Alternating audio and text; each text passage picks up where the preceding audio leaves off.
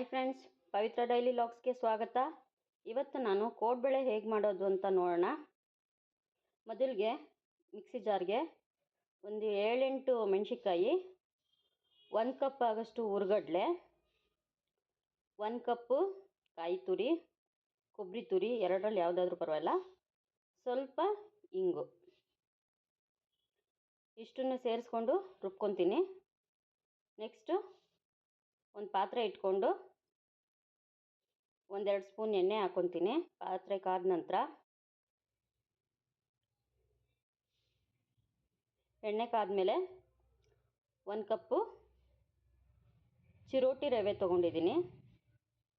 ಅದನ್ನು ಸ್ವಲ್ಪ ಬೆಚ್ಚಗೆ ಮಾಡ್ಕೊತೀನಿ. 2 ಸ್ಪೂನು ಮೈದಾ ತೊಗೊತಾ ಇದ್ದೀನಿ, ಬೈಂಡಿಂಗ್ಗೆ ಇದು.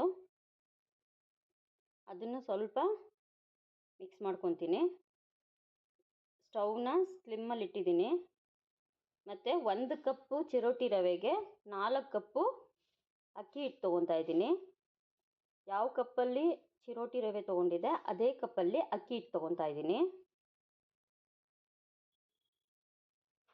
ಅದನ್ನು ಚೆನ್ನಾಗಿ ಮಿಕ್ಸ್ ಮಾಡ್ಕೊತೀನಿ. ಅದೆಲ್ಲ ಮಿಕ್ಸ್ ಆದಮೇಲೆ ಸ್ವಲ್ಪ ಕರಿಬೇವನ್ನ ಹೆಚ್ಚಿಟ್ಕೊಂಡಿದ್ದೀನಿ, ಅದನ್ನು ಹಾಕ್ಕೊತೀನಿ. ಅದ್ರ ನೆಕ್ಸ್ಟು ಸೋಂಪು ನೋಡ್ಕೊಂಡು ಹಾಕ್ಕೊಳ್ಳಿ, ಅಳತೆ ನೀವು ಎಷ್ಟು ಬೇಕೋ ಅಷ್ಟು. ನಾನು 1 ಟೇಬಲ್ ಸ್ಪೂನಷ್ಟು ಹಾಕ್ಕೊಂಡಿದ್ದೀನಿ.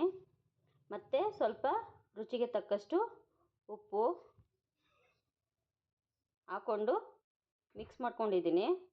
ನೆಕ್ಸ್ಟು ಮಸಾಲೆ ಏನು ರುಬ್ಕೊಂಡಿದ್ನಲ್ಲ ಅದನ್ನು ಹಾಕ್ಕೊತೀನಿ. ಅದನ್ನು ಹಾಕ್ಕೊಂಡು ಸ್ಟವ್ ಆಫ್ ಮಾಡಿಬಿಡ್ತೀನಿ. ಅದನ್ನು ಹಾಕ್ಕೊಂಡು ಮಿಕ್ಸ್ ಮಾಡ್ಕೊತೀನಿ.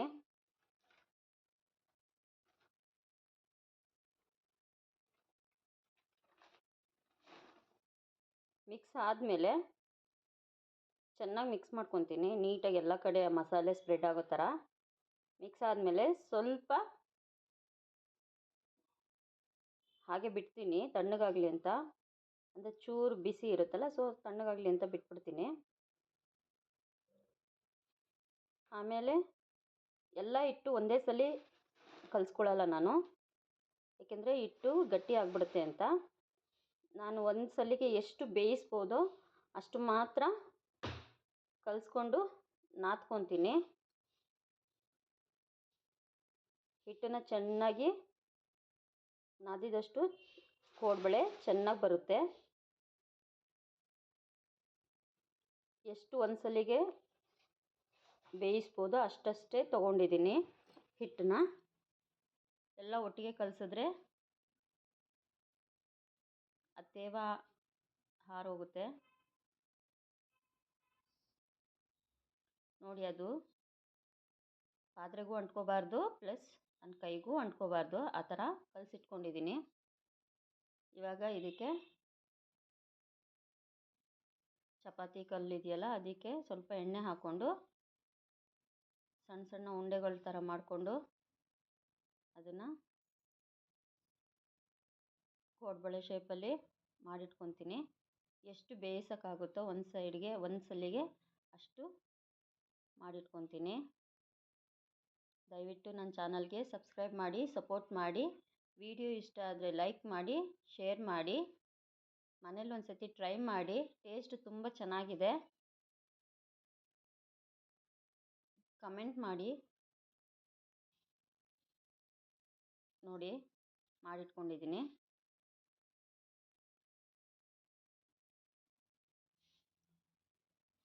ಎಣ್ಣೆ ಕಾಯಕ್ಕಿಟ್ಟಿದ್ದೀನಿ, ಎಣ್ಣೆ ಕಾದಿದೆ. ಸೊ ಕೋಡ್ಬಳೆ ಹಾಕ್ಕೊತೀನಿ. ಎಣ್ಣೆ ಕಾಯೋವರೆಗೂ ಮಾತ್ರ ಹೈ ಫ್ಲೇಮಲ್ಲಿ ಇಟ್ಟಿದ್ದೀನಿ. ಆಮೇಲೆ ಮೀಡಿಯಮ್ ಫ್ಲೇಮ್ ಮಾಡ್ಕೊತೀನಿ, ಇಲ್ಲಾಂದರೆ ಸೀದೋಗುತ್ತೆ. ಸೊ ಕೋಡ್ಬಳೆ ಸಹ ಸ್ವಲ್ಪ ನಿಧಾನ ಬೇಯೋದು, ಚೆನ್ನಾಗಿ ಬೇಯಿಸ್ಕೋಬೇಕು. ಒಳಗಡೆ ಎಲ್ಲ ನೀಟಾಗಿ ಬೇಯಬೇಕು. ಅದಕ್ಕೋಸ್ಕರ ಮೀಡಿಯಮ್ ಫ್ಲೇಮಲ್ಲಿ ಇಟ್ಕೊಂಡೇ ಬೇಯಿಸ್ಕೊತೀನಿ.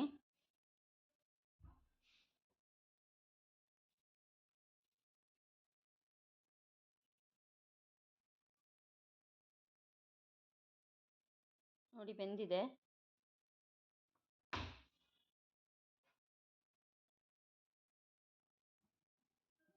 ಇವಾಗ ತೆಗೆದಿಟ್ಕೊತೀನಿ. ನೋಡಿ ಫ್ರೆಂಡ್ಸ್, ಕೋಡ್ಬೇಳೆ ಎಷ್ಟು ಚೆನ್ನಾಗಿ ಆಗಿದೆ.